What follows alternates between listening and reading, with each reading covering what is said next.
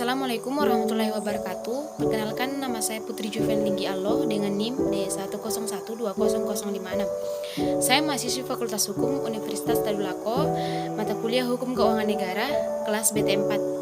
Tujuan saya membuat video presentasi kali ini sebagai tugas pengganti ujian akhir semester mata kuliah Hukum Keuangan Negara.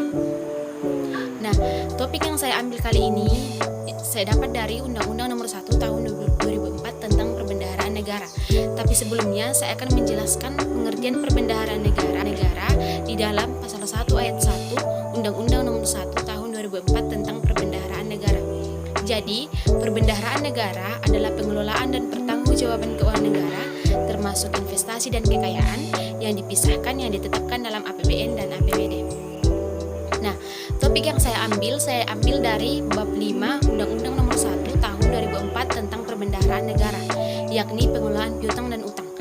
Piutang negara adalah jumlah uang yang wajib dibayar kepada pemerintah pusat dan hak pemerintah pusat yang dapat dinilai dengan uang sebagai akibat perjanjian atau akibat lainnya berdasarkan peraturan perundang-undangan yang berlaku atau akibat lainnya yang sah.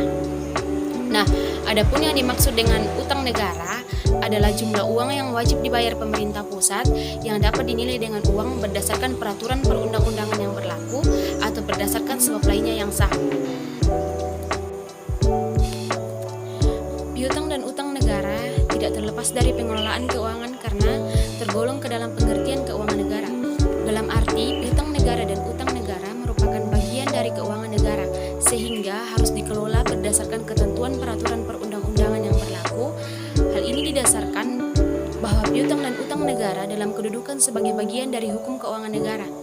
Dalam pengelolaan piutang dan utang negara, pengelola keuangan negara tidak boleh menetapkan kebijakan yang bertentangan dengan ketentuan peraturan perundang-undangan yang berlaku, khususnya Undang-Undang Anggaran Pendapatan dan Belanja Negara atau Anggaran Negara. Ketika kebijakan yang ditetapkan menyimpang atau bertentangan dengan anggaran negara yang menimbulkan kerugian negara, berarti telah terjadi perbuatan melanggar hukum. Sebenarnya, pengelola keuangan negara hanya sekedar melaksanakan ketentuan peraturan perundang-undangan yang berlaku terkait dengan pengelolaan piutang dan utang negara agar tidak menimbulkan kerugian negara. Nah, kasus piutang yang ada di Indonesia yang saya dapat adalah pemerintah kejar piutang negara 358,5 triliun. Direktorat Jenderal Kekayaan Negara, Kementerian Keuangan mencatat piutang negara sebesar 358,5 triliun dalam laporan keuangan pemerintah pusat 2019.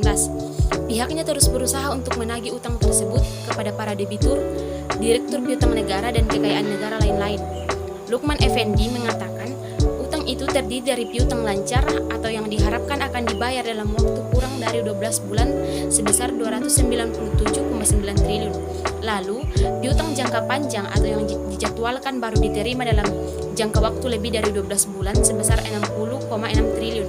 Lukman menjelaskan, piutang tersebut muncul dari pajak maupun non-pajak, juga piutang lain-lain. Piutang bukan pajak biasanya timbul dari kegiatan operasional kementerian lembaga itu sendiri. Namun, dari total piutang 358,5 triliun, ada penyisihan utang tak tertagih sebesar 191 triliun yang terdiri dari piutang lancar 187,3 triliun dan piutang jangka panjang 3,7 triliun. Penyisihan piutang tak tertagih ini berarti nilai yang harus dikurangi karena kemungkinan tidak akan tertagih dalam waktu dekat. Jika dikurangi penyisihan piutang tidak tertagih, maka total piutang negara dari jumlah bersih sebesar 167,5 triliun, terdiri dari jumlah bersih piutang lancar sebesar 110,6 triliun dan jumlah bersih piutang jangka panjang sebesar 56,9 triliun. Nah, sekian presentasi dari saya. Jika ada teman-teman yang ingin memberikan pertanyaan, dipersilakan di kolom komentar. Terima kasih.